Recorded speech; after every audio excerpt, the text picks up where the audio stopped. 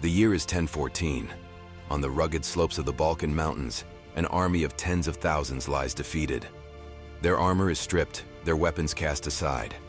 They are the soldiers of the Bulgarian Empire, captured after a desperate and bloody struggle against the Byzantine Emperor Basil II. What happens next will enter legend and horror. In an act so shocking that it still echoes through history, Basil orders every one of the 15,000 captives blinded. Only one in every 100 is spared a single eye, tasked with leading his fellow soldiers home. When the remnants of this once proud army stumble back to their ruler, Tsar Samuel of Bulgaria, he collapses in grief and dies shortly afterward. It was an act of vengeance so complete, so merciless, that it would forever define Basil's legacy. To his enemies, he was the Bulgar slayer. To his own empire, he was both savior and tyrant. This is the story of Emperor Basil II, the man who blinded 15,000 soldiers in a single day and reshaped the fate of Eastern Europe. To understand how this shocking event came to pass, we must look back at the world of the Byzantine Empire, a realm that saw itself as the true heir of Rome. By the 10th century, Byzantium was a glittering empire, rich in culture, faith, and intrigue, yet beset on all sides by enemies. Among its most dangerous foes were the Bulgarians, a fierce people who had carved out a powerful kingdom in the Balkans. For centuries, the Byzantines and Bulgarians clashed in an endless struggle for dominance over the region. Alliances shifted, betrayals abounded, and wars erupted again and again, each side determined to claim supremacy. It was into this turbulent world that Basil II was born in 958 CE, the son of Emperor Romanos II. Basil's early years were shaped by palace intrigue, coups, and regency struggles. Though he inherited the throne in 976, real power often lay in the hands of generals, noble families, and schemers within Constantinople's court. Basil, quiet and serious, lacked the charisma of some rulers. He was not a man of luxury or eloquent speech, but he was relentless. Over time, he proved himself not as a man of politics, but as a man of iron will and military discipline. He devoted himself to one cause above all, securing the empire against its enemies. His most formidable adversary was Tsar Samuel of Bulgaria. Samuel was no ordinary opponent. He had expanded Bulgarian power deep into Byzantine territory, launching raids and seizing fortresses. By the late 10th century, Samuel had built a formidable empire stretching across much of the Balkans, and his bold campaigns humiliated Byzantium again and again. To Basil, this was intolerable. For decades, the war between Byzantium and Bulgaria raged on, with neither side able to deliver the final blow. Basil was determined to change that. He spent years reforming his armies, strengthening his finances, and disciplining his soldiers into a hardened force. He led campaigns personally, marching across mountains and rivers, refusing to yield even in the harshest conditions. He became a soldier's emperor, often eating the same rations and enduring the same hardships as his men. This iron discipline earned their loyalty, but it also hardened his heart. The war against Bulgaria consumed him. It was not just a conflict of borders. It became personal. Each raid, each defeat, each humiliation carved deeper into his resolve. The decisive moment came in July of 1014, at the Battle of Klyvion. Basil's army met Samuel's forces in a narrow pass in the Belisitsa Mountains. The Bulgarians had fortified the valley with wooden palisades, determined to block the Byzantine advance. For days, the Byzantines battered themselves against the defenses. The Bulgarians fought with ferocity, hurling back wave after wave. But Basil was relentless. He ordered a detachment under General Nikephoros Xifias to scale the mountains and attack the Bulgarians from behind. The trap worked. As Samuel's men fought desperately at the front, the Byzantines crashed into their rear. Panic spread. The Bulgarian army collapsed. Tens of thousands were captured.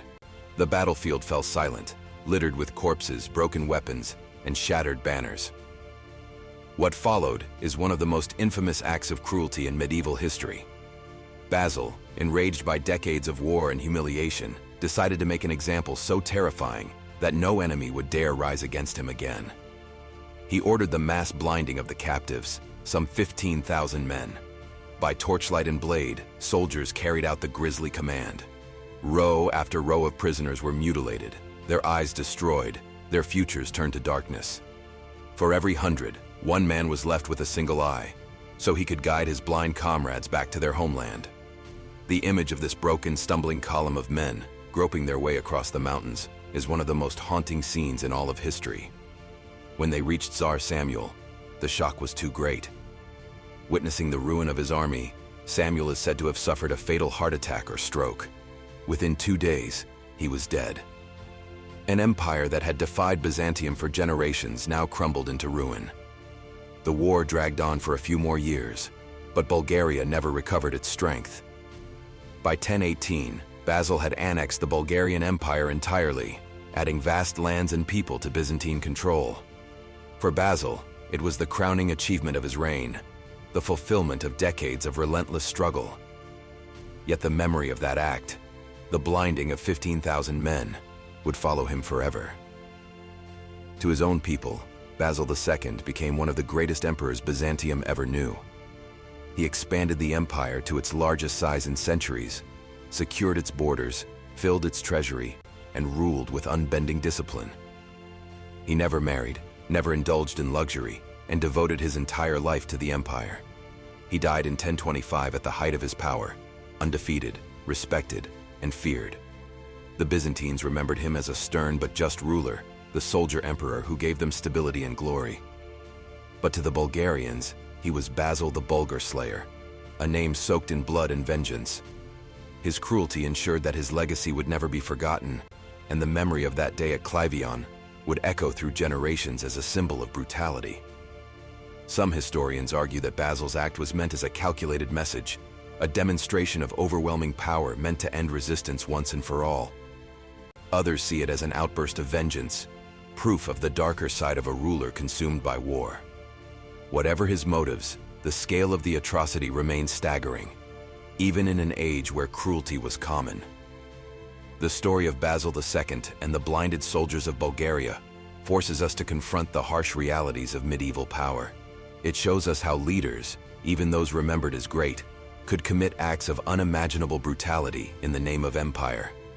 It raises the question, does greatness excuse cruelty? Can a ruler be both savior and tyrant, protector and butcher? In Basil's case, the answer is yes, and history remembers him as both. The image of 15,000 blinded men, stumbling through the mountains, remains a haunting reminder of how fragile human life was in the shadow of empires. It reminds us that history is not only the story of victories and rulers, but also of those who suffered, the nameless thousands who paid the price for power. Basil II secured the glory of Byzantium, but at the cost of an act that still chills us 1,000 years later. His empire flourished for a time, but the memory of his cruelty endured even longer. The tale of the Bulgar Slayer is not just about one battle or one emperor. It is about the extremes of human ambition, the lengths to which rulers will go to break their enemies, and the shadows such deeds cast across history. The Library of Alexandria shows us what happens when knowledge is lost. The story of Basil II shows us what happens when mercy is lost. Together, they remind us that history is shaped not only by ideas and achievements, but also by choices of vengeance, cruelty, and power. In the end, Basil II achieved what few emperors ever could. He expanded Byzantium, secured its frontiers, and left it stronger than he found it.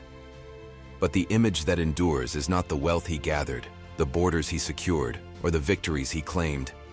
It is the image of 15,000 men robbed of sight, staggering back to their homeland in darkness.